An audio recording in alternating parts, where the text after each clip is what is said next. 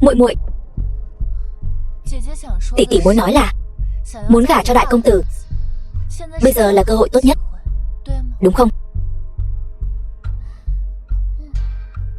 Muội biết rồi.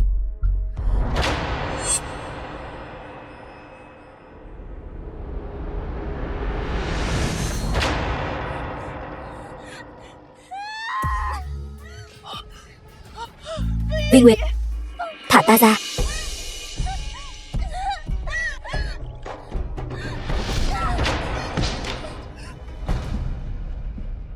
Tỷ tỷ vì Đoàn phu nhân hiến máu chữa bệnh, nghĩa cử cảm động trời đất.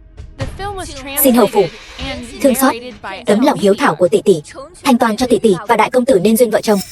Chuyện hôn nhân đại sự sao có thể đùa giỡn như vậy? Vi Nguyệt, đừng lại đây. Dừng tay. Đây là Dũng Nghị hầu phủ. Người điên rồi sao? Mẫu thân, người đừng lo lắng. Hầu phủ bọn họ thế lực lớn, La phủ chúng ta cũng không phải dễ bị bắt nạt. Tỷ tỷ ta một lòng si tình, cắt thịt hiến máu chỉ để cầu được mối nhân duyên này. Còn hầu phủ các người lại muốn nuốt lời. Nghe nói hôm nay hoàng thượng cũng ở tiền viện, ta sẽ đi cùng tỷ tỷ đòi lại công đạo. Thả ta ra. Tỷ tỷ đừng sợ. Muội muội biết hôm nay nếu tỷ không gả cho đại công tử, tỷ thà mất mạng ở đây. Muội muội nhất định thanh toàn cho tỷ. Người đâu? Chặn con tiện nhân này lại cho ta. Đừng tới đây. Mẫu thân, sao người có thể đối xử với tỷ ấy như vậy? Tỷ ấy cũng là con gái ruột của người.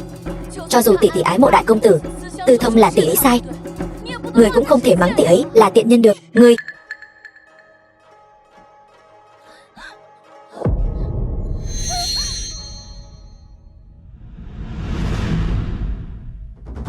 đây chẳng phải là thúc thúc của Đoàn gia trạch, công trạng hiển hách, lại bỏ mạng ra trường.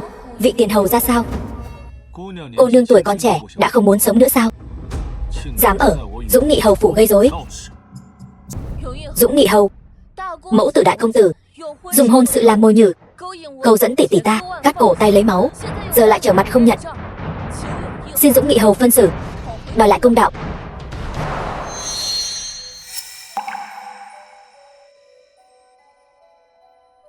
Nếu thật lòng muốn mất mạng thì ra tay quyết đoán sẽ không nhẹ nhàng như vậy. Ta thấy cô nương chẳng muốn mất mạng chút nào, ngược lại còn muốn lôi bằng được tỷ tỷ cô vào hầu phủ ta. Người này thật tinh tường, ta lại không lừa được hắn. Ta ghét nhất hậu trạch, toàn chuyện thị phi, chơi trò khôn vặt, bày mưu tính tế.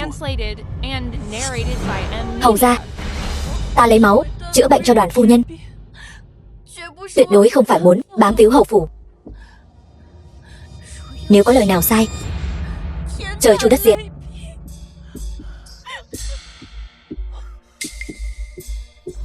Vi Nguyệt, ta yêu nàng, sao nàng có thể đẩy ta cho người khác?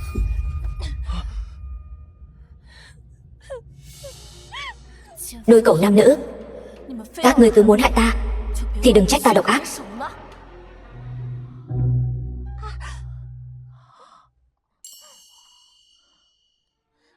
Mẫu thân, người nói xem con tiện nhân La Vi Nguyệt đó sao tự nhiên lại đổi tính, không muốn gả cho đại công tử nữa. Thiên sư phán chắc như đinh đóng cột, nói đại công tử người vợ cả đầu tiên và hài tử nhất định phải dùng để ứng kiếp. Nếu con gả cho hắn, người mất mạng chẳng phải là con và hài tử của con sao? Yên tâm, con là con gái ta, ta sao có thể để con mạo hiểm như vậy được? Nếu tiện nhân đó không chịu ngồi kiệu hoa vào cửa thì đừng trách ta không để mặt nàng ta.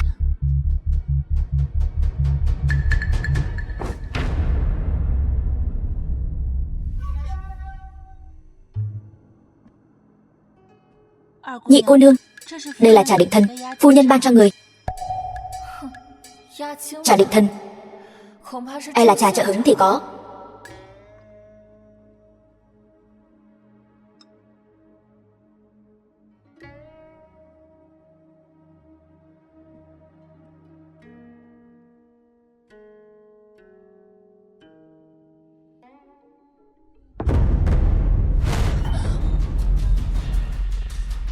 Ta rõ ràng một ngụm cũng chưa nuốt xuống.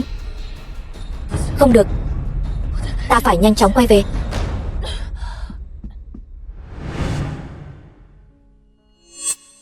Nhớ kỹ, loại chuyện này phải làm thì phải làm cho triệt để.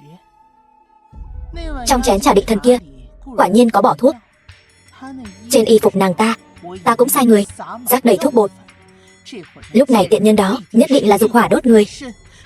Thấy đàn ông sẽ như chó dữ mà nhào tới.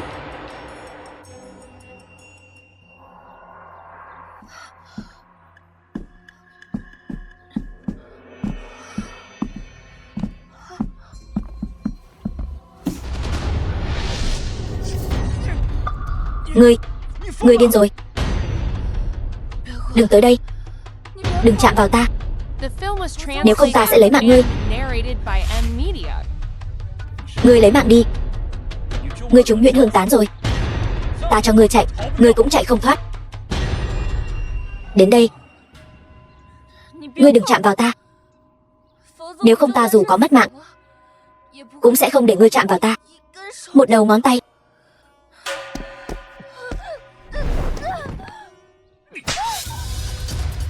Rượu mời không uống, muốn uống rượu phạt. Tiện nhân. Còn tiện nhân, hôm nay ta sẽ xử lý ngươi. Một lát nữa tóm được. Còn tiện nhân kia thì cho nó gả ngay cho Gia Trạch. Gạo nấu thành cơm rồi, nó không dám không đồng ý.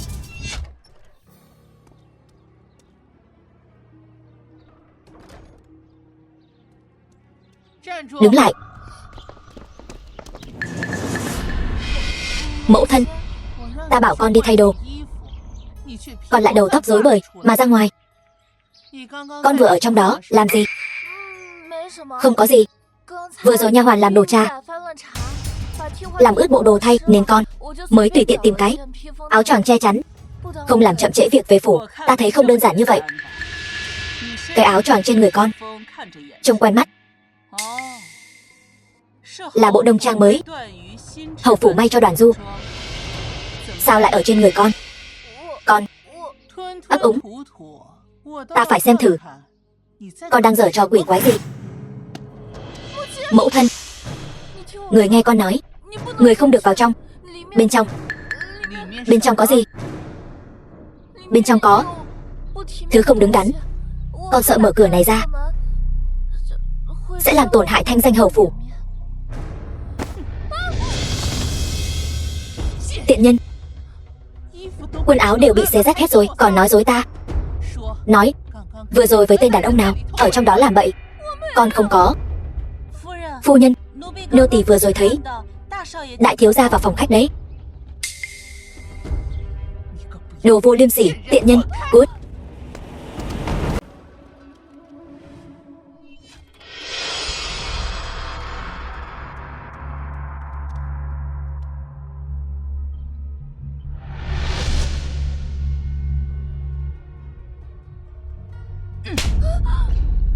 Vừa rồi còn ra vẻ tiết hạnh liệt nữ, sau lưng lại leo lên giường con trai ta. Thật là hạ tiện. Đồ tiện tỳ sinh ra tiện chủng. Đúng là hạ tiện. Ta cũng không còn mặt mũi nào đòi hỏi hầu phủ sinh lễ hậu hĩnh nữa.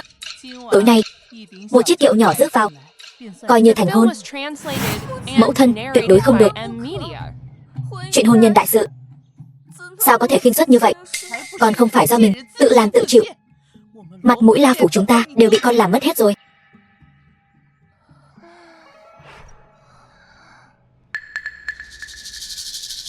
Tiếng gì vậy?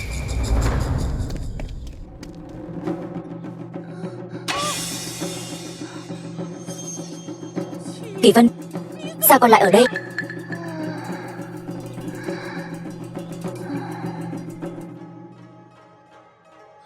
Con không biết.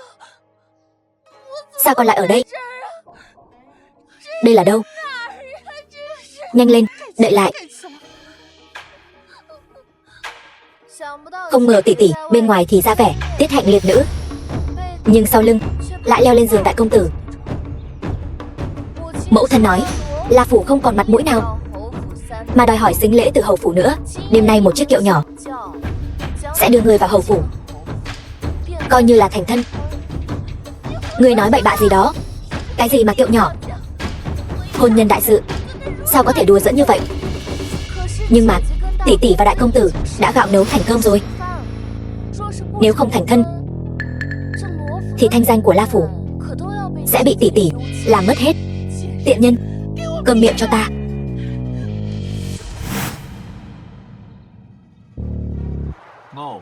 Ồn ào quá. Có chuyện gì vậy? Hầu gia cũng thấy rồi.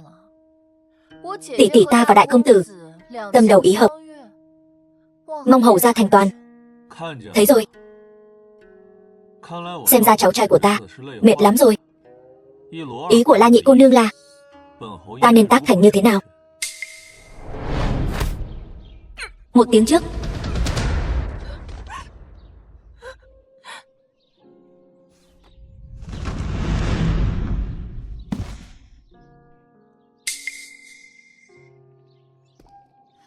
Cứu ta với. Ta đã đánh ngất hắn rồi. Chuyện còn lại ngươi tự xử lý. Ta ghét nhất chuyện hậu trạch, đầy những chuyện thị phi. Nếu ta nói chuyện hậu trạch thị phi mà ngươi ghét nhất ấy sẽ lấy mạng ngươi thì sao?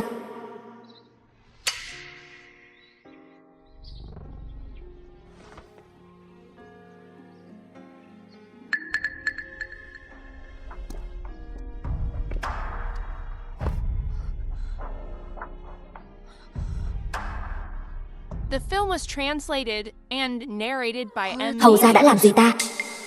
Ngươi trúng phải kịch độc. Ta vừa điểm huyệt cho ngươi rồi. Chịu đựng thêm một chút là được. Hầu gia xử lý chuyện này rất có kinh nghiệm. Ngươi vừa nói có người trong hậu trạch muốn lấy mạng ta. Nói rõ đi. Hầu gia vừa mất quân báo, lại không tìm ra gian tế. Người của ngươi nhận hối lộ, muốn đâm sau lưng ngươi trên chiến trường.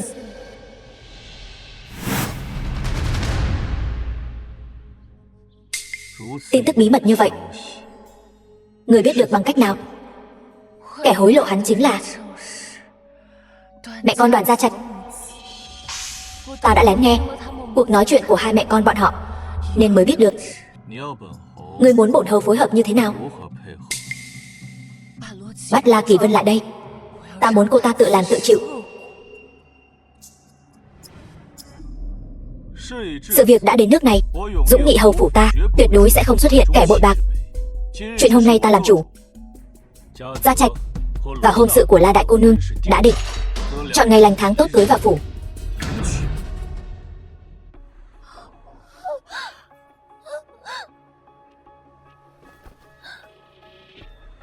Đây chỉ mới là bắt đầu. Ta muốn từng bước khiến các ngươi vạn kiếp bất phục. La Phủ, ngươi quỳ xuống cho ta. Người tư thông là tỷ tỷ. Tại sao mẫu thân lại trách phạt con? Chút kỹ xảo của ngươi còn có thể giấu được ta sao? Tỷ tỷ của ngươi là bị ngươi hãm hại. Sao nào? Các người hãm hại ta thì được. Ta vì tự bảo vệ mình phản kích lại không được. Dựa vào cái gì? Ngươi chỉ là một thiếu nữ. Ta là chủ mẫu của La gia. Ta muốn ngươi mất mạng ngay đêm nay. Ngươi sẽ không sống đến ngày mai. Đúng. Đánh mất mạng con danh con này. Người đâu? Lột đồ cô ta cho ta. Kéo ra ngoài đánh. Dừng tay. Thánh thượng có chỉ. Thánh thượng có chỉ thị gì? Thánh thượng ban hôn nữ nhi La thị gả vào Dũng Nghị hầu phủ, làm Dũng Nghị hầu phu nhân. Thật sao? Thánh thượng muốn nữ nhi của ta làm Dũng Nghị hầu phu nhân. The film was translated and narrated by M Media. Rốt cuộc chuyện này là sao? Người hầu nói không rõ ràng. Tại sao thánh thượng lại ban hôn Đoàn Du và La Kỳ Vân?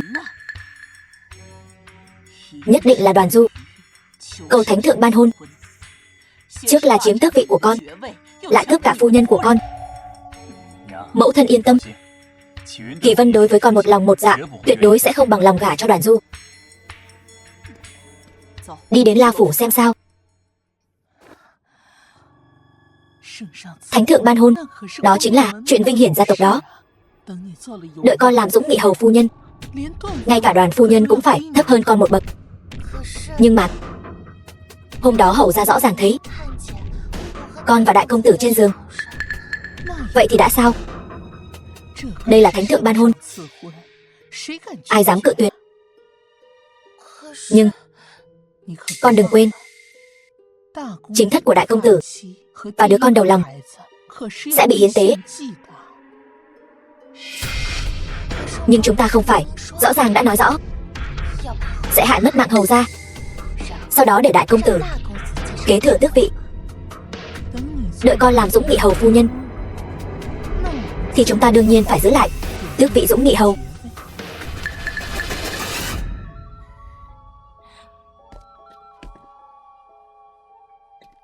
Kỳ Vân, muội đừng lo.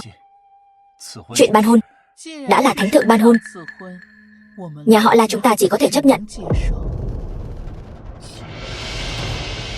Đoàn công tử, cuối cùng hai ta có duyên mà không phận. Nhưng từ nay về sau, ta cũng là thầm thầm của Trang rồi. Chúng ta là người một nhà. Hai mẹ con các ngươi đúng là gió chiều nào theo chiều ấy.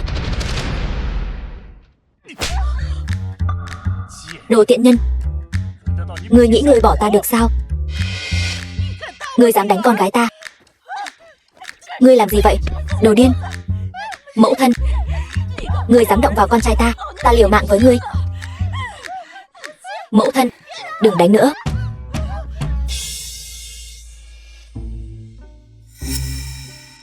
Sao trước đây ta không phát hiện ra? Hầu ra lại nam tính đến vậy. Kiếp này được gả cho người đàn ông như vậy, ta mãn nguyện rồi. Tỷ tỷ lúc đó leo lên giường đại công tử, bây giờ lại nhào vào lòng hầu ra. Chẳng lẽ tỷ tỷ muốn một nữ hầu hạ hai chồng sao? Tiện nhân, liên quan gì đến ngươi, cút về cho ta. Mẫu thân nói hơi sớm rồi. Có lẽ ở đây thật sự có việc của ta. Thánh thượng đã hạ chỉ, tỷ tỷ ngươi sắp là Dũng Nghị hầu phu nhân rồi. Đến lúc đó, ngươi còn không xứng xách dép cho nó. Ai xách dép cho ai còn chưa biết đâu. La Phủ tiếp chỉ. The film was translated and narrated by M Media. Phụng Thiên Thừa Vận, Hoàng đế chiếu viết. La gia thứ nữ La Vi Nguyệt, dung mạo tú lệ, tài đức vẹn toàn, đặc biệt ban hôn cho Dũng Nghị hầu làm chính phi. Chọn ngày lành tháng tốt, thành hôn. Thứ nữ La Vi Nguyệt. Không thể nào.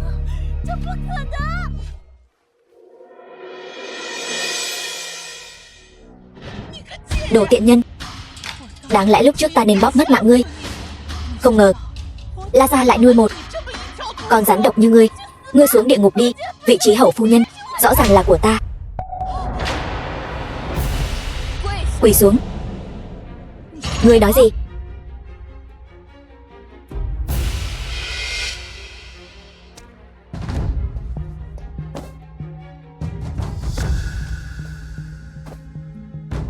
Từ hôm nay trở đi, ta chính là Dũng Nghị hầu phu nhân do hoàng thượng sắc phong. Sau này gặp ta đều phải hành lễ.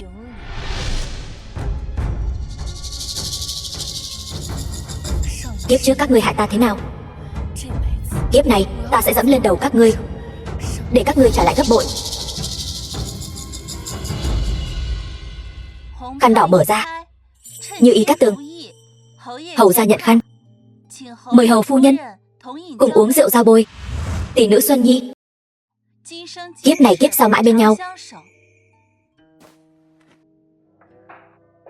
Diễn thì phải diễn cho trọn vẹn. Hầu ra mời chàng.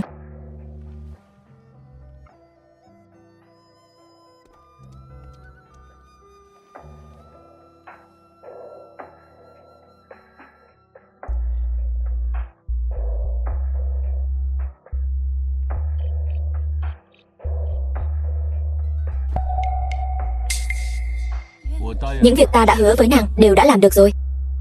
Còn nàng hứa với ta thì sao?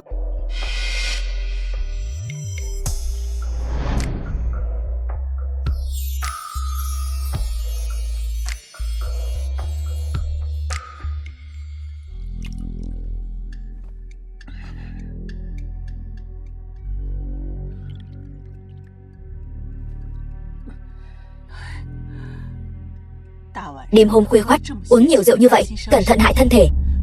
Mẫu thân đã chuẩn bị xong cả rồi. Con yên tâm, sáng mai con sẽ là Dũng Nghị Hầu. Thúc thúc ơi là thúc thúc. Thúc đè lên đầu ta bao nhiêu năm qua. Chén rượu mừng này cứ coi như ta tiến thúc vậy.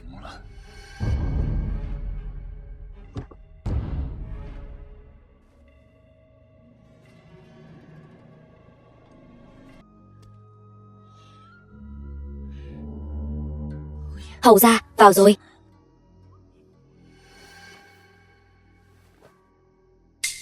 Đừng có manh động. Đúng là một đôi uyên ương.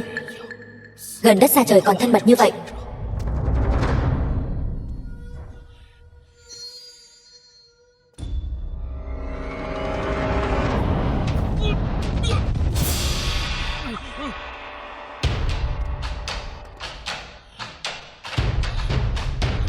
Quả nhiên là ngươi, Tào phó tướng. Ngươi làm sao biết được?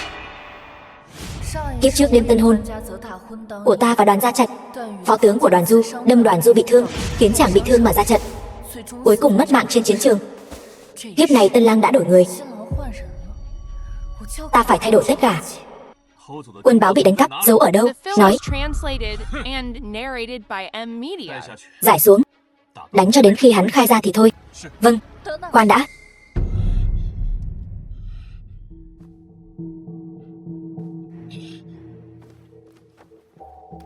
Cô đang làm gì vậy?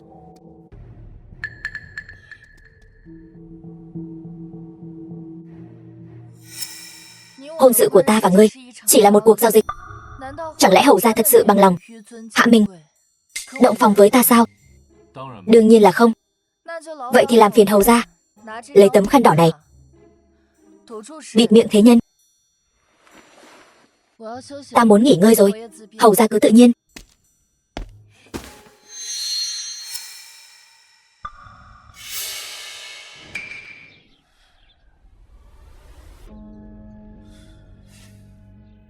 Sao không có động tĩnh gì vậy? Mất mạng chưa vậy?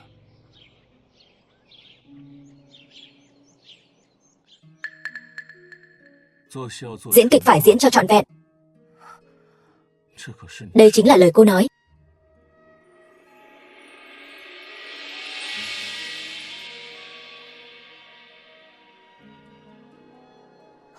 Hầu gia, người làm vậy chưa được coi là trọn vẹn.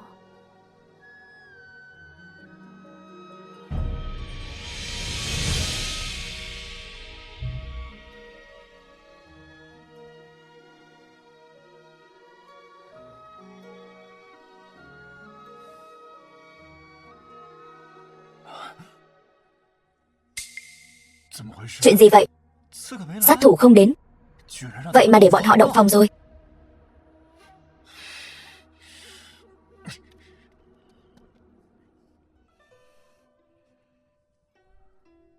Hắn đi rồi sao? Lúc ngươi đè lên người ta lần thứ hai thì hắn đã đi rồi. Sao ngươi không nói sớm? Tất cả những chuyện này ngươi thật sự nằm mơ thấy sao?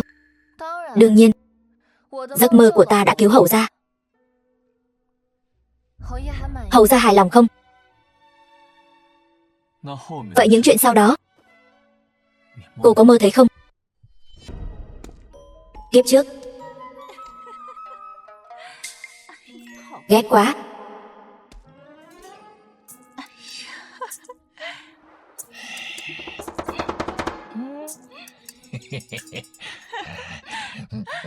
Đừng để người ta thấy. Ăn thêm miếng nữa đi. Phu nhân, ở đây thật kích thích. Đáng ghét.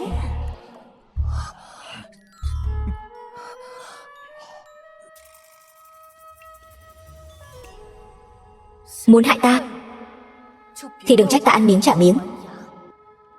Hầu ra, những thứ này đều được tìm thấy trong phòng của quản gia. Thị vệ đoàn Du Tiểu Đinh, theo lời của thợ thêu, phần lớn ở đây đều là y phục của đại phu nhân. Hầu ra, oan uổng cho ta quá. Ta làm quản gia trong hầu phủ 20 năm, luôn luôn giữ đúng phép tắc, không dám nhìn phu nhân lấy một lần. Đồ ngu ngốc, lần nào cũng nhắc nhở ngươi đừng có giấu đồ của ta, ngươi chính là không nghe.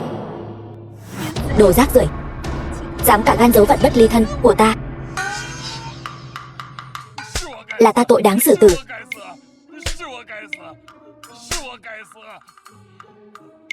Ta ngưỡng mộ phu nhân, trộm y phục của người để giải nỗi nhớ nhung. Phu nhân băng thanh ngọc khiết, là ta thấy sắc nổi lòng tham. Phạm phải lỗi lầm mà, đàn ông trên đời đều phạm phải. Ngươi là đồ súc sinh, dám cả gan mơ tưởng đến mẫu thân ta. Ta móc mắt ngươi, chặt tay ngươi. Bọn họ thật là dứt khoát, đẩy một người ra chịu tội thay. Chó cắn chó đầy miệng lông.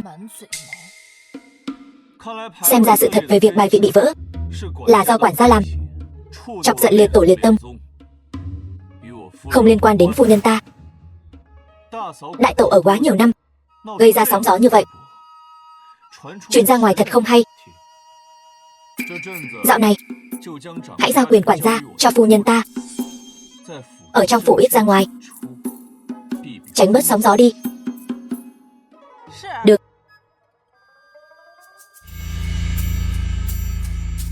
Nếu không có vật tế ứng kiếp thì sẽ gặp nhiều chuyện không may. Con sẽ mãi không được phong hầu ra, mẹ cũng sẽ mãi bị bọn họ chèn ép. Ý của mẫu thân là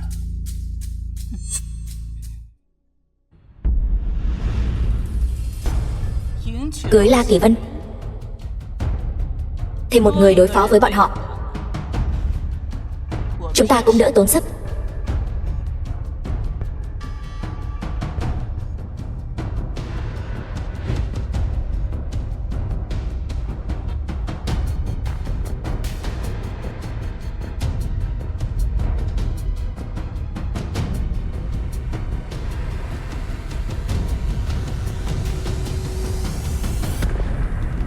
Thúc thúc, mời uống trà. Thầm thầm, mời uống. Người bất quá chỉ là thứ nữ do tiện nhân của La phủ sinh ra, vậy mà dám để đích nữ.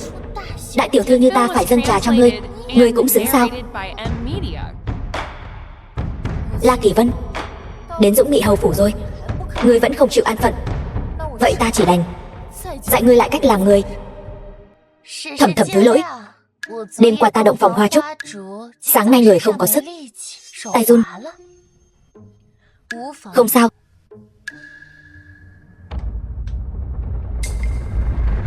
Dũng Nghị hầu phủ nhà cao cửa rộng, đập bao nhiêu chén trà cũng được. Ta là Dũng Nghị hầu phu nhân, hôm nay chén trà này ta nhất định phải uống.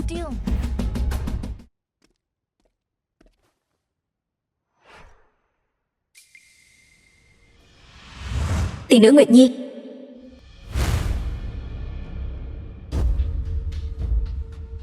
hôm sau bỏ bột ba đậu này vào trong chén trà.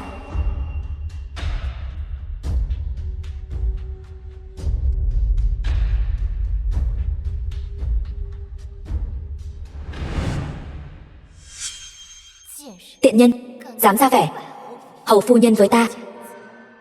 Uống chén trà này rồi sẽ cho ngươi đi ra quần giữa bản dân thiên hạ, mất hết mặt mũi.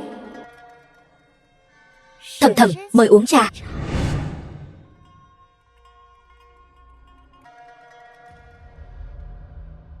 Chén trà này nguội rồi, trà mới rót mà, sao có thể nguội được? Ngươi có phải đang cố ý làm khó ta không?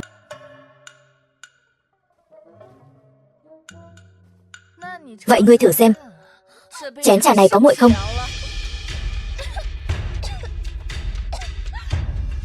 Ta chỉ muốn ngươi thử độ nóng lạnh của chén trà này thôi. Ngươi phản ứng thái quá vậy làm gì? Chẳng lẽ chén trà này bị ngươi bỏ thuốc? Làm sao có thể? Nếu không có, vậy sao ngươi không dám uống? Nước trà chắc chắn có vấn đề. Người đâu?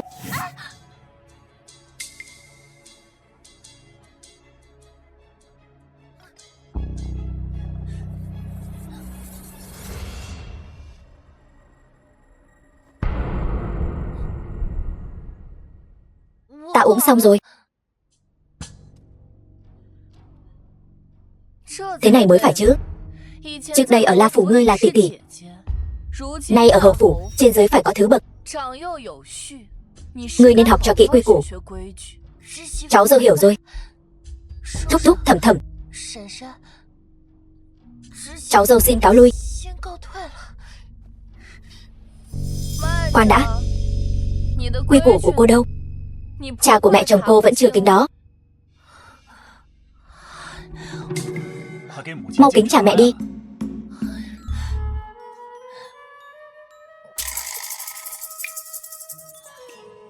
Mẹ, mời người dùng trà.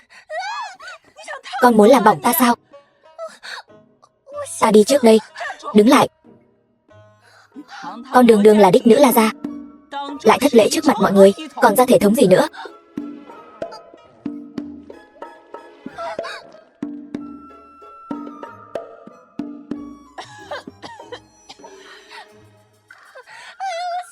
Ta đi trước đây.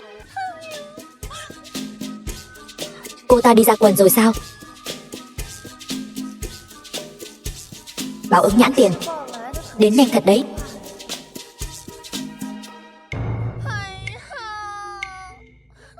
The film was translated and narrated Mặt mũi ta by mất hết rồi. Media. Ta phải khiến cho tiện nhân La Vi Nguyệt đó mất mạng. Hay là muội đi tắm rửa lại đi. Ta vẫn thấy có mùi. Nàng ta đối xử với ta như vậy rồi, huynh còn không giúp ta sao? Huynh vẫn còn lưu luyến nàng ta sao? Huynh chính là còn lưu luyến nàng ta. Huynh còn lưu luyến nàng ta. Huynh không giúp ta, đừng làm ầm ĩ nữa. Chuyện lớn như thuốc sổ, muội cũng không bàn bạc trước. Gây ra trò cười lớn như vậy, khiến mẹ tức giận sinh bệnh rồi. Vậy huynh cam tâm để nàng ta gửi lên đầu chúng ta sao? Muội yên tâm, ta có cách giúp muội xả được cơn tức này.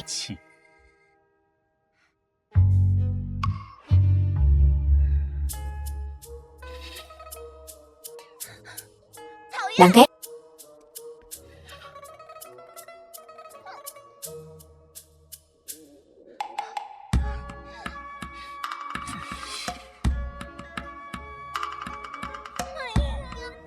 Xấu hổ quá đi mất.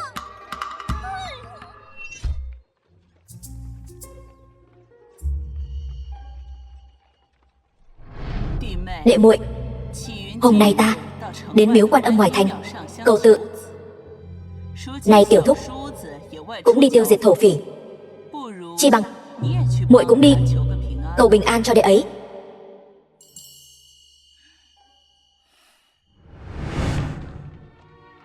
La Kỳ Vân rõ ràng biết đứa bé sẽ bị đem đi hiến tế, sao còn vội vàng đi cầu tự? Chẳng qua là muốn hại ta thôi. Nhớ kỹ, Dũng Nghị hầu phu nhân trên đầu cài một đóa hoa đỏ, chơi nát nàng ta rồi bán vào lầu xanh. Yên tâm đi, chuyện này cứ để bọn ta lo. Ta sẽ ở đây quan sát, sau khi xong việc đến tìm ta lấy phần thưởng còn lại, đảm bảo ngài hài lòng. Huynh đệ đi thôi. Đi. La Vi Nguyệt, ta chờ xem ngươi dưới thân bọn thổ phỉ sẽ ra sao.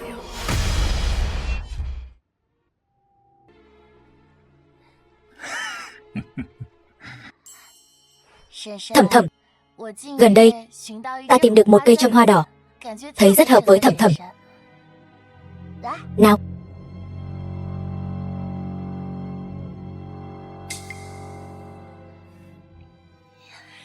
Nếu hậu gia thấy dung mạo thầm thầm hôm nay, chắc chắn sẽ càng yêu thích hơn. Trước kia ở La Phủ, chúng ta là tỷ muội, tỷ chưa từng đối xử tốt với ta như vậy. Nay đã khác xưa rồi. Muội bây giờ là hầu tước phu nhân, Sao có thể giống như trước kia được? Cũng phải. Bắt lấy chúng nó, nhanh lên. Xuống đây, mau xuống đây. Chuyện gì đã xảy ra? Sao ta có thể giống như trước kia, để mặc ngươi sỉ nhục được?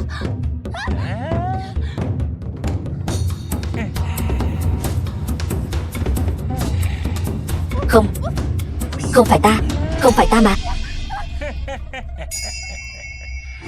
Phu nhân, ai dám động vào Dũng Nghị Hầu phu nhân, Hầu gia nhất định sẽ khiến cho các ngươi tan xác nát thịt. Ta sẽ đi tìm cứu binh. Phu nhân, người hãy gắng gượng.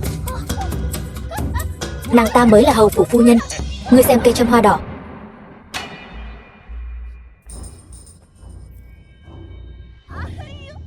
Không phải của ta. Đây là nàng ta đột nhiên cắm vào đầu của ta. Không phải ta. Huynh đệ. Có. Chúng ta cũng tới nếm thử. Vị hầu phủ phu nhân này chơi đùa. Rốt cuộc là vị gì? Được.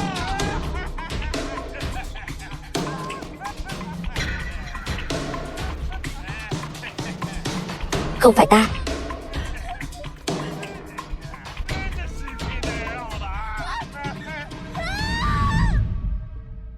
Lấy trà thay rượu. Chúc mừng phu nhân. Loại bỏ La Vi Nguyệt, cái gai trong mắt này. Cùng vui. Nếu con ta làm Dũng Nghị Hầu, con gái bà chính là Dũng Nghị Hầu phu nhân.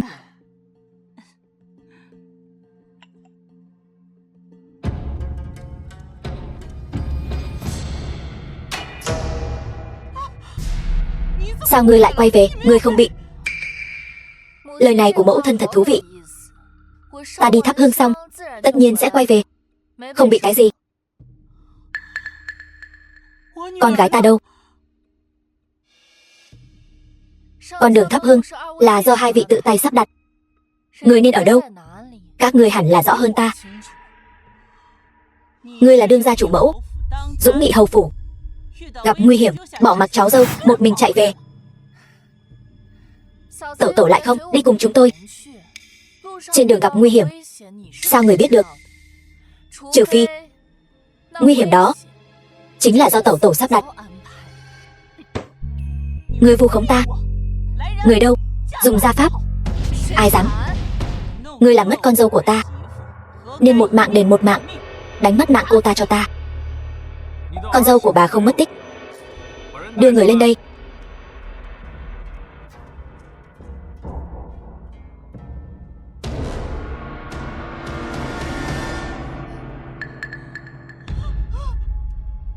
Con gái của ta.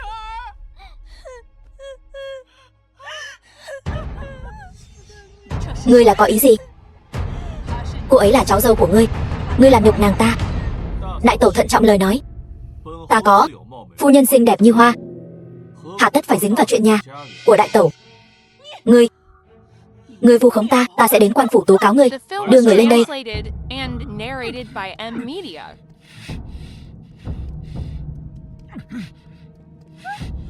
Con trai. Ta dẹp giặc trở về. Giữa đường gặp mấy tên thổ phỉ, giữa ban ngày ban mặt đè một nữ tử ra làm nhục. Ta nhìn thì ra là cháu dâu của ta.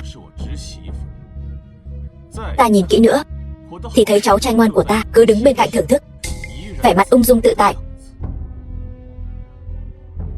Ta không biết rốt cuộc đây là hát tuồng nào, cũng không dám mạo muội quấy rầy chuyện nhà tẩu tẩu, nên đã đưa hết về đây.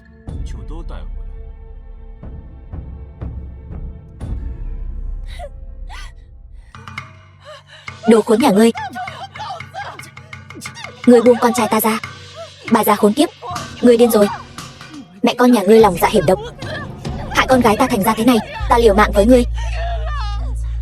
Chẳng phải con gái ngươi tự làm nhục mình. Ta liều mạng với các ngươi. Liều mạng với các ngươi. Hầu gia chinh chiến vất vả rồi, mau về nghỉ ngơi đi. Ngươi buông tay ra. Hai người chạy cái gì?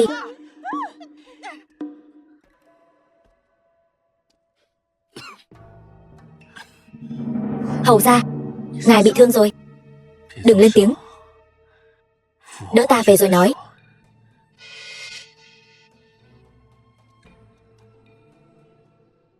Làm gì vậy? Đừng động đậy.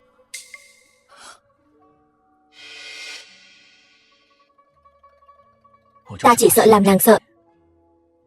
Chuyện này là sao? Ai làm ngài bị thương? Hầu ra nghe nói phu nhân gặp nạn, vội vàng quay về.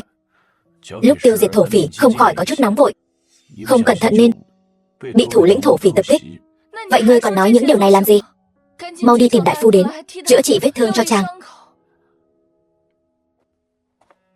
Trong phủ tai vách mạch rừng, tin tức ta bị thương truyền ra ngoài, nhất định sẽ có người dục dịch muốn hành động. Hộp kim chỉ đây. Hầu ra vẫn như trước, tự khâu vết thương. Để ta.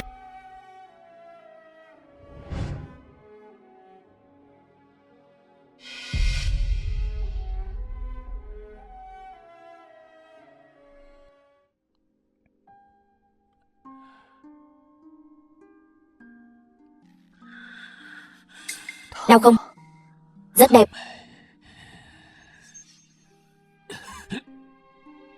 Ý ta là tay nghề phu nhân cao siêu, ta căn bản không đau.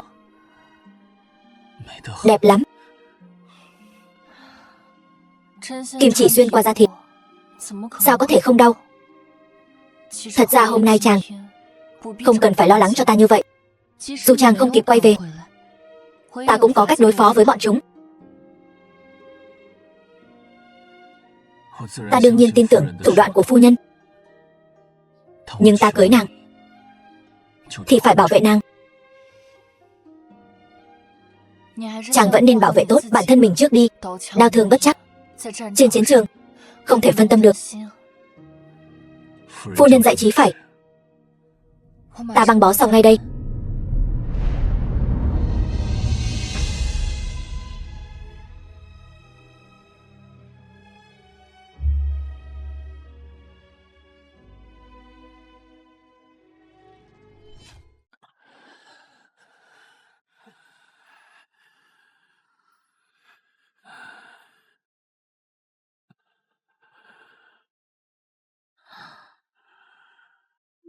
The film was translated and Sao vẫn còn narrated nóng by thế này? Media. Cứ sốt mãi thế này thì không được.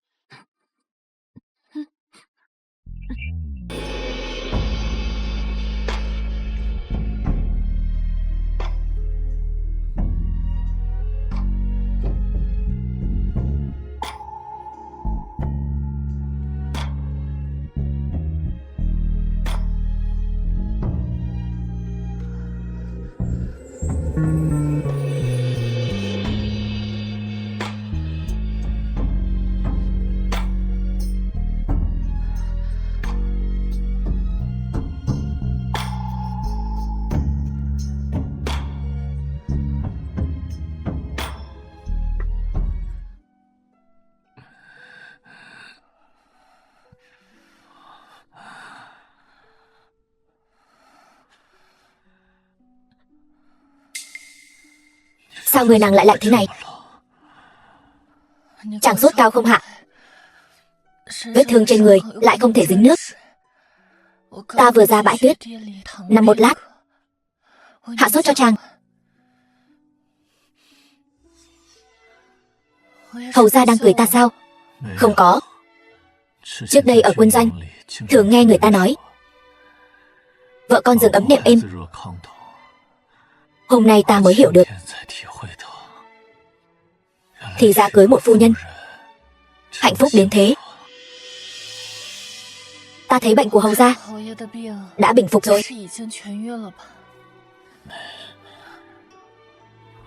Chưa đâu,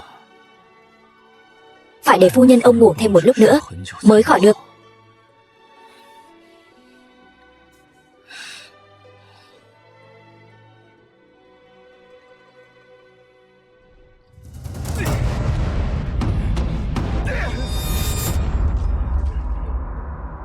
Rốt cuộc chuyện này là sao? Cớ sao Trâm lại cài trên đầu của con? Con tiện nhân La Vi Nguyệt đó, cô ta bất ngờ cài bông hoa đỏ lên đầu con, để con xuống xe ngựa, rồi bị bọn chúng làm nhục.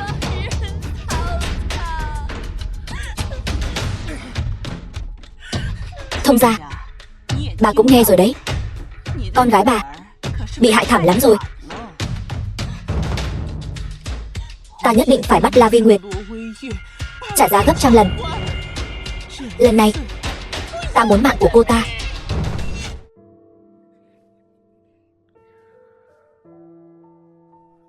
Còn đau không?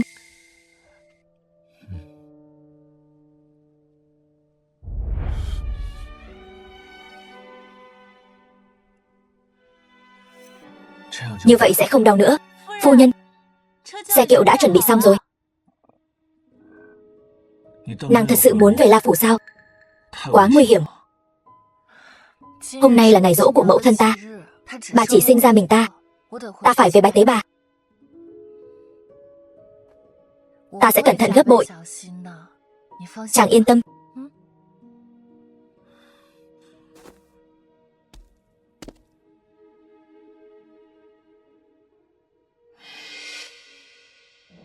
La Phủ.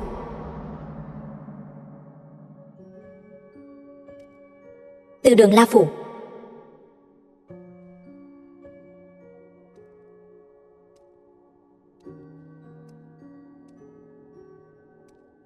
Mẫu thân, nữ nhi về thăm người.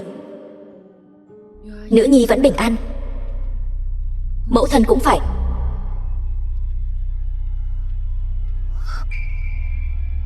Sao nhiều tiền giấy thế này? Hôm nay chính là ngày tàn của La Vi Nguyệt ngươi.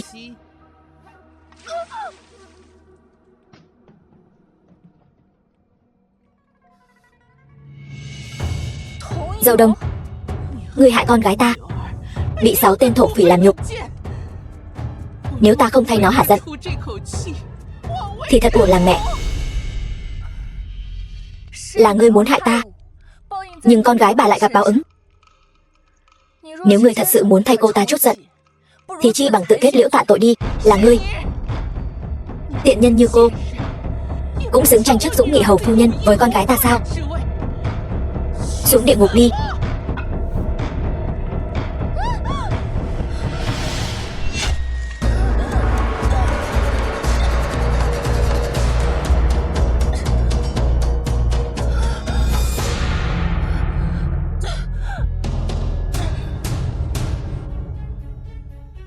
Vi Nguyệt,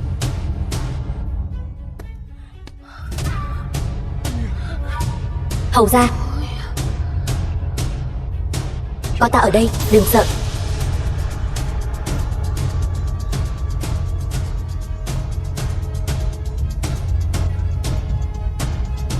Hầu gia, là La phu nhân, là bà ta phóng hỏa. Khi chúng ta đến, bà ta đã chạy rồi. Bây giờ bắt bà ta không quan trọng. Ta đưa nàng đi gặp thái y trước. Ta chỉ bị khói làm cho sặc thôi. Bản thân hầu gia bị thương, da chóc thịt bong, cũng chưa từng sốt ruột như vậy. Ta với nàng sao có thể giống nhau được? Ta đầy thương tích là vết thương ngoài da, Còn làm nàng bị thương chính là làm tổn thương trái tim ta.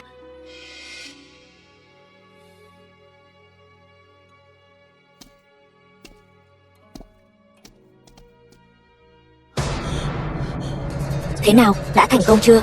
Đoàn Du đột nhiên xông vào. Tiện nhân đó được hắn cứu đi rồi.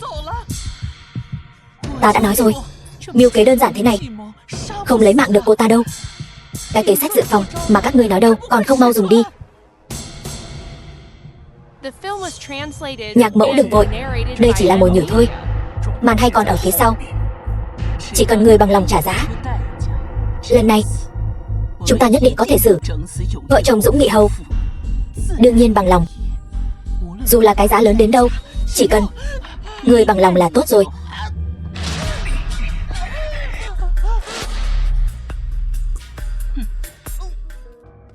Lấy danh thiếp của ta, vào cung mời ngự y. Rõ.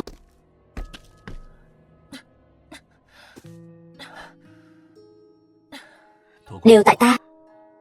Đến muộn. Hầu ra luôn phải trải qua chuyện này.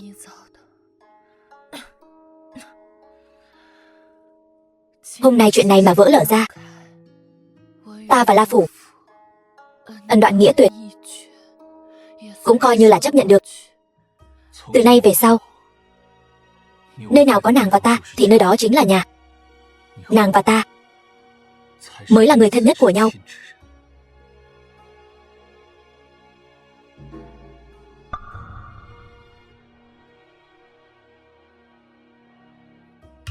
Tiểu thư,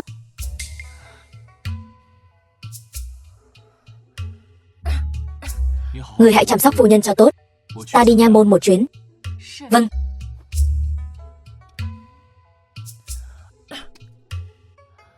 Tiểu thư, gọi cái con đàn bà độc ác La Vi Nguyệt ra đây.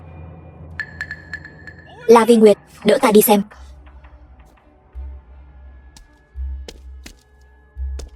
La Vi Nguyệt, người dám phóng hỏa thiêu từ đường La Phủ, thiêu mất mạng nhạc mẫu của ta.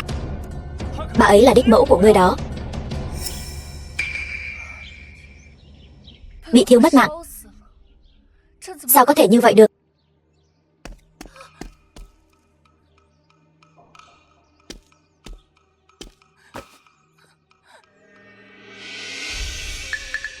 Mẫu thân.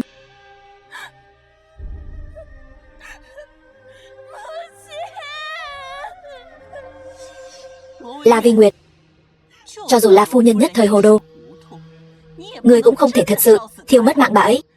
Cho dù ngươi là Dũng Nghị Hầu phu nhân, sát hại đích mẫu cũng phải chịu tội nghìn đao vạn cắt. Ta không có. Rõ ràng là La phu nhân muốn phóng hỏa thiêu mất mạng ta. Các ngươi đừng hòng đổi trắng thay đen. Ngươi trả lại mạng mẹ ta.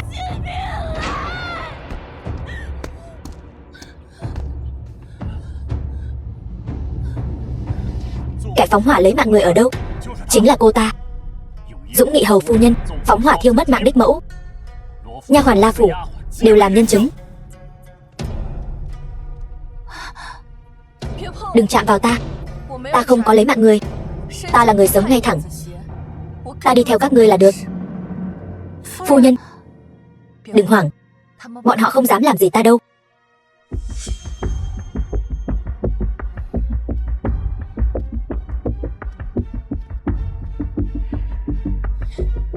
La Vi Nguyệt, ngươi nghĩ không ai dám động vào ngươi sao?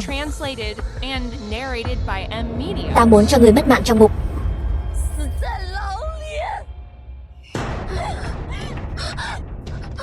Đừng mà.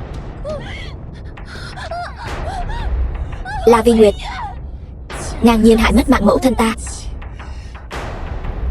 Ta muốn cho ngươi sống trong đau khổ. Mẫu thân ngươi không phải ta lấy mạng. Cầm miệng. Nhờ phúc của ngươi, bây giờ cả phủ trên dưới đều cười nhạo ta là đồ rẻ rách. Nhưng không sao cả. Qua đêm nay, ngươi sẽ là con rẻ rách, thối tha, ghê tởm nhất toàn Kim Thành. Ngươi muốn làm gì?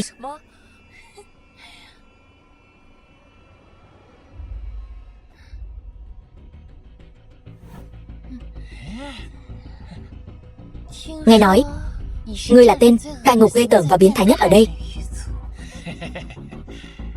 Chơi nát cô ta cho ta. Chơi cho đến mất mạng.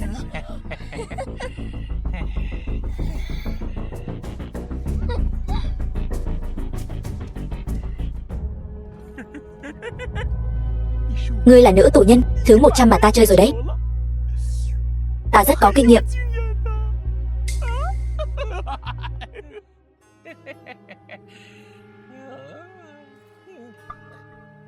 Ngươi chỉ có chút đồ chơi này thôi sao?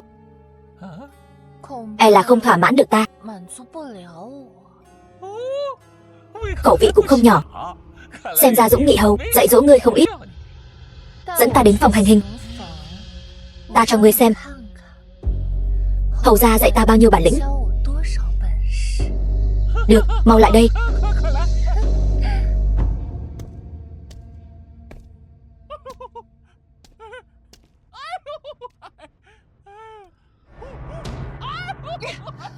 Ta đánh mất mạng cái đồ rác rưởi nhà ngươi.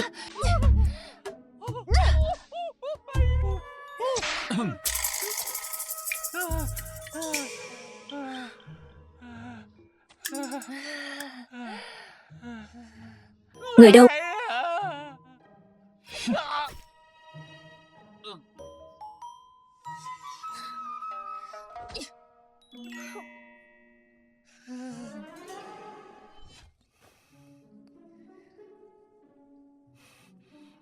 Ăn chậm thôi. Ta đã lo liệu xong rồi. Chỉ cần không dẫn nàng ra ngoài. Ở đây làm gì cũng được. Ta biết ngay là chàng sẽ đến. Nếu ta biết phu nhân anh dũng thần võ như vậy thì cũng chẳng cần đến.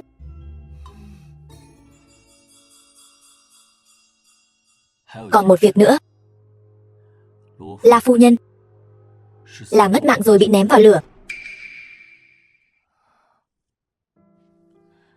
Không ngờ đoàn gia ta đời đời bảo vệ quốc gia lại sinh ra kẻ ngay cả người thân cũng xuống tay được. Kiếp trước Đoàn Gia Trạch ngay cả cốt nhục của mình cũng có thể sát hại. Hắn sớm đã không còn nhân tính. Đừng sợ. Ta nhất định sẽ bảo vệ nàng chu toàn. Ta không sợ.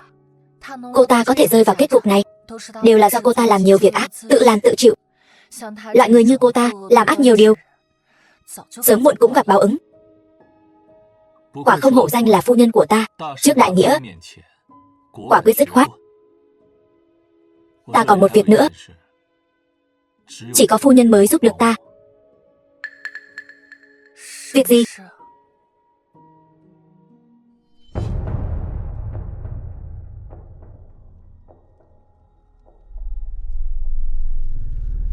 Mẹ. Đều là do tiện nhân La Vi Nguyệt hại mất mạng người. Nữ nhi đã báo thù cho người rồi. Bây giờ tiện nhân La Vi Nguyệt đó chắc cũng sắp bị trời mất mạng rồi. Đến ngày mai cả kinh thành sẽ biết cô ta mới là đồ thối tha nhất.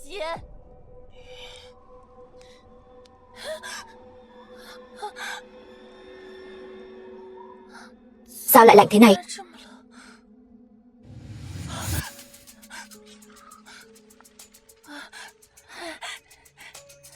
Mẹ, người ở dưới suối vàng nhất định phải phù hộ nữ nhi, mau chóng trở thành hầu phủ phu nhân. Phù hộ. Phù hộ. Nữ nhi. Mẹ đau quá. Ai? Mẹ thảm quá. Ai đang nói vậy? Ai? Mẹ mất mạng oan uổng quá. Con gái. Có ma. Ai? Mẹ thảm quá.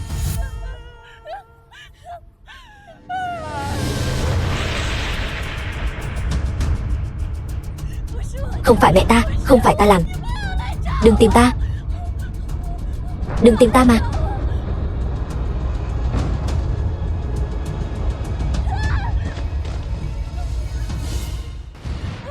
Không liên quan đến ta.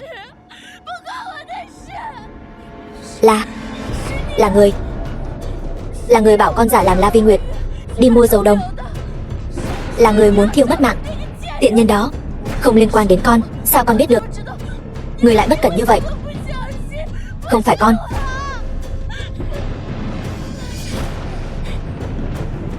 Mẹ, người đừng tìm con. Người đi tìm con tiện nhân đó đi. Người đi giúp con lấy mạng cô ta đi. Người muốn lấy mạng ai?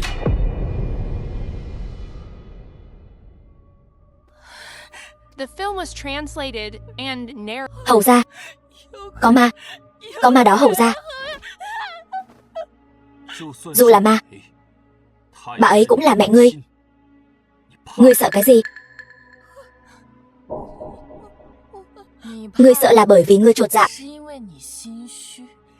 Ngươi đừng tới đây. Đừng tới đây. Thật ra người hại mất mạng mẹ ngươi chính là ngươi.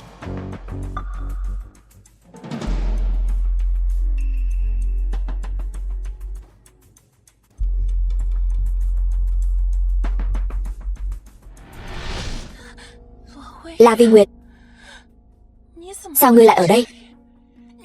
Ngươi không phải nên ở trong ngục bị chơi chán đến mất mạng rồi sao?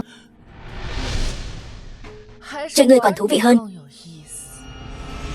La Kỳ Vân, ngươi phóng hỏa thiêu mất mạng mẹ ruột, độc ác đến cùng cực. Phải trả giá rồi. Phạm nhân đã khai nhận. Ngươi xem mà làm. Đa tạ hầu gia, phu nhân. Này chân tướng đã rõ. Hạ quan sẽ lập tức giải phạm nhân đi. Bắt lấy. Không phải, các người bắt ta làm gì?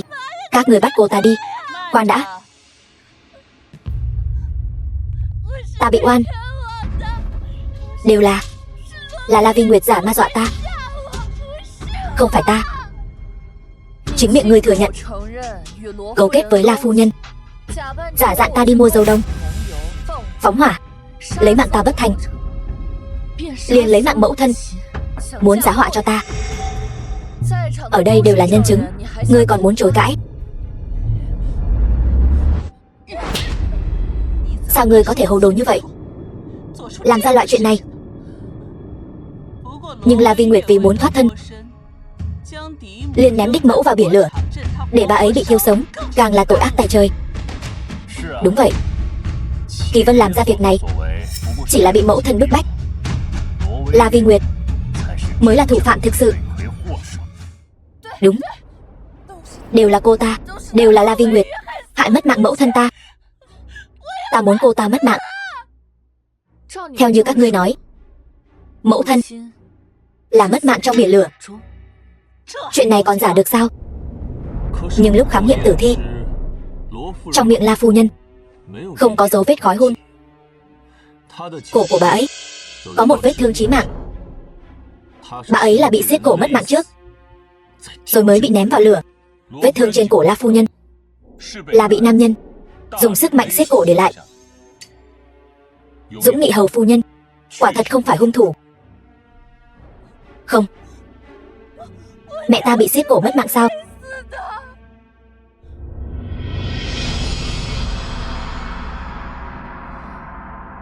Một nam nhân hận ta đến mức xiết cổ mẹ ngươi để hãm hại ta. Ngươi nghĩ nam nhân này là ai?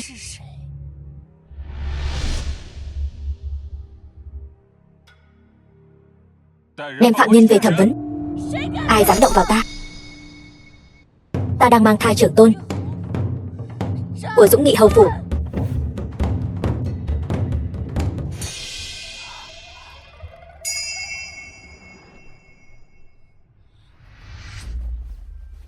Chúc mừng đại công tử có hỉ mạch. The Hạ quan film lập was tức đi translated chuẩn bị thuốc an thai. and narrated by M Media.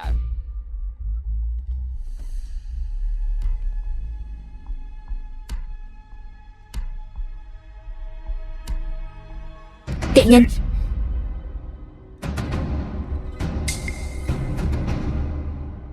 Ta đang mang thai hài tử của chàng. Chàng còn đánh ta. Tiện nhân này, ta đã bao lâu rồi không chạm vào ngươi. Hài tử này của ngươi rõ ràng là của đám thổ phỉ đó. Tiện nhân, cắm sừng ta, còn sinh ra hài tử. Toàn kinh thành đều sẽ xem ta làm trò cười. Sinh hài tử ra, dưới danh nghĩa của chàng, dùng để cho chàng ứng kiếp. Đây chẳng phải là chuyện tốt đẹp sao? Chàng đừng bận tâm nó là của ai. Tiện nhân nhà ngươi, ta sẽ tử ngươi ngay.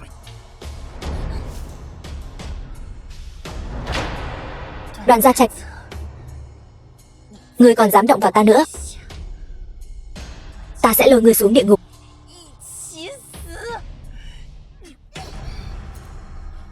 Mẹ ta chính là bị ngươi bóc cổ mất mạng.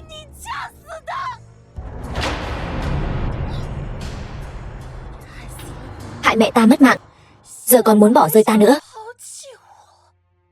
Hôm nay ta dù có xuống địa ngục, cũng phải lôi ngươi theo cùng.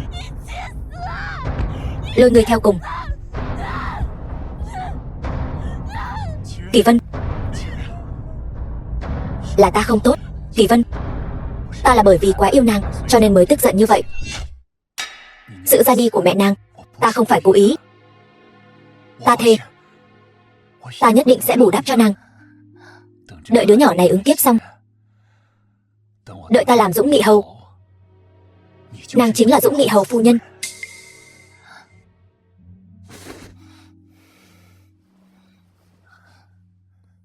Nếu người dám đối xử tệ với ta thì đừng trách ta.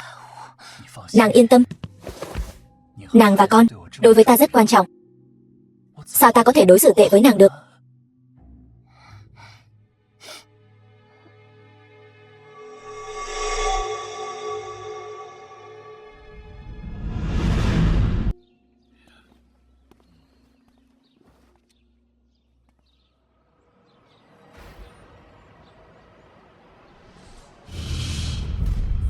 Có người mất mạng rồi.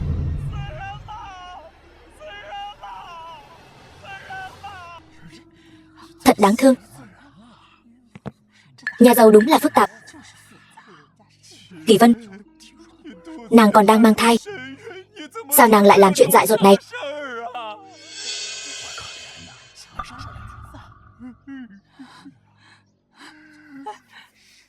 Con trai, cô ta để lại huyết thư, con mau xem đi.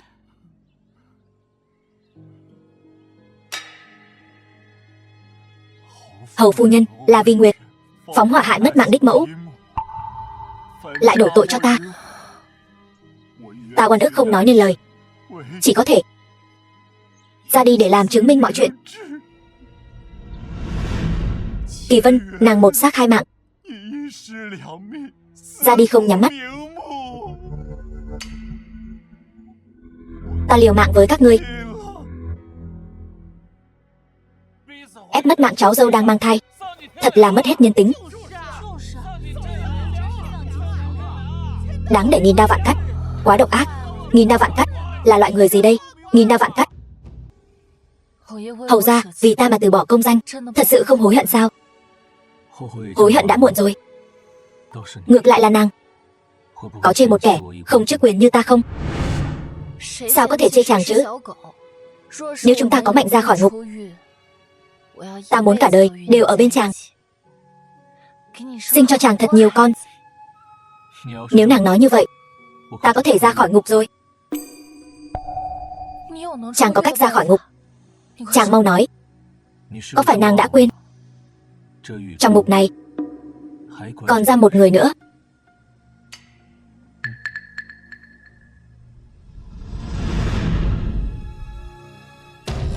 Mẫu thân, con cuối cùng đã làm được hầu gia rồi.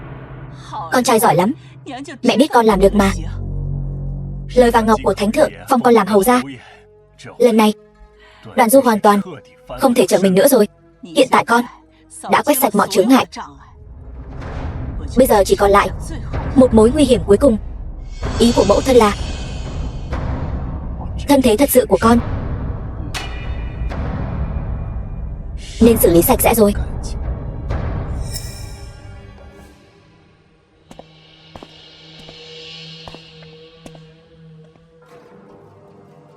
Gặp Dũng Nghị Hầu, con không quỳ xuống bái kiến. mặt người dạ thú. Y phục của hầu gia mặc trên người ngươi, thật là làm ô uế. Tiện nhân, mất mạng đến nơi rồi còn cứng miệng.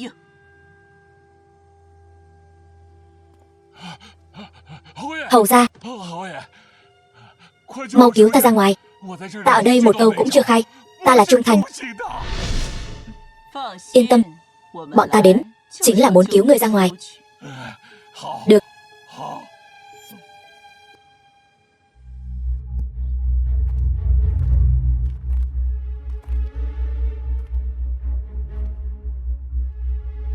Đại công tử đã là hầu gia rồi, nhất định phải để ta rời khỏi kinh thành sao? Ta muốn tiếp tục làm quản gia và sống cùng người. Người không muốn đi, vậy thì xuống địa ngục đi. Ngươi lấy mạng ta. Ngươi có biết ta là ai không? Biết. Ngươi là cha ruột của ta, vì vậy ngươi càng phải mất mạng. Ngươi sát hại cha ruột của mình. Ngươi không sợ trời đánh sao?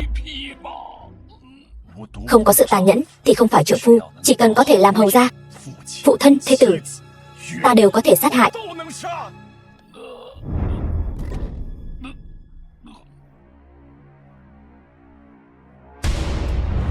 Bắt tên sát nhân này lại. Ai là phạm nhân? Kẻ như chó mất chủ, nhà ngươi cũng dám sổ bậy trước mặt ta. Khi người ta đắc ý nhất chính là lúc lơ là nhất. Đoàn Gia Trạch, ngươi thua rồi. Ngươi đã nhận tội rồi. Sát hại La Kỳ Vân, hung thủ sát hại La phu nhân chính là ngươi. Là ta thì đã sao? Ta bây giờ là Dũng Nghị Hầu, ta cái gì cũng không sợ. Cho dù bẩm báo lên hoàng thượng, cũng là hai người các ngươi vượt ngục bỏ trốn, giữa đường sát hại quản gia. Đúng là to gan. Công công, người sao lại ở đây? Người tưởng thánh thượng sẽ bị ngươi che mắt. Thánh chỉ mà hoàng thượng ban là thánh thượng ban cho Dũng Nghị Hầu làm mồi nhử phá án. Cái gì? Thánh chỉ đó là giả. Các ngươi lại dám cấu kết rằng bậy ta, binh bất yếm trá. Ngươi tưởng Dũng Nghị Hầu là dễ làm lắm sao? Ngươi mang tội sát hại 3 mạng người, đủ để lăng trì 3 ngày rồi. Không, ta là Dũng Nghị Hầu, ai cũng đừng hòng bắt ta. Ngươi là tên súc sinh. Súc sinh, mau khoanh tay chịu trói đi.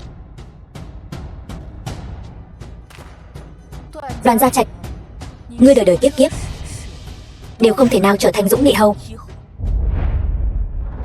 Làm chuyện xấu nhiều quá nên mới hóa điên.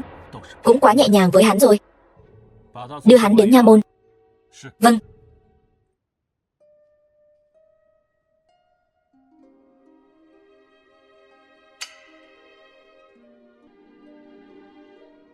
Nàng hôn mê 3 ngày 3 đêm, cuối cùng cũng tỉnh. Đoàn Gia Trạch mất mạng rồi sao? Hắn bị xử tội tử, phơi thây 3 ngày. Bây giờ hải cốt đang phơi ngoài chợ, không có ai đến nhặt xác. Thiện ác rồi cũng có kết quả, ân oán 2 đời cuối cùng cũng kết thúc. Nàng không có gì muốn nói với ta sao? Đương nhiên là có. Chỉ là đây là một câu chuyện rất dài. Thân thể vừa mới khỏe lại, nàng đã muốn đi rồi sao? Chàng đã biết câu chuyện của ta rồi. Ta bịa đặt nói dối để thành thân với chàng, thật ra đều là vì báo thù. Cái bẫy đã giăng sẵn. Trò lừa gạt này chẳng hề có một chút chân tình nào sao? Bây giờ nói những điều này thì còn có ý nghĩa gì nữa? Theo như lời nàng nói, ta đã sớm nên mất mạng trong tay gian tế. Nàng muốn mọi thứ trở lại đúng quỹ đạo, là muốn ta mất mạng ngay bây giờ sao? Nói gì vậy chứ?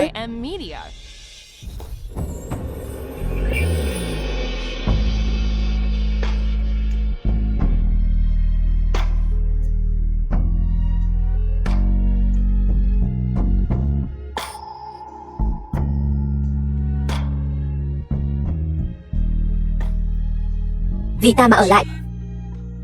Được không? Đường Đường là Dũng Nghị Hầu, hóa ra cũng biết dùng mỹ sắc để giữ người sao? Vậy mỹ sắc có hiệu quả không? Chút này thì sao đủ? Vậy tối nay bổn hầu sẽ dùng toàn bộ thân tâm giữ lại phu nhân của ta. Vậy hầu gia muốn giữ ta một đời sao? Một đời thì sao đủ? Đời đời kiếp kiếp ta đều muốn nàng làm phu nhân của ta.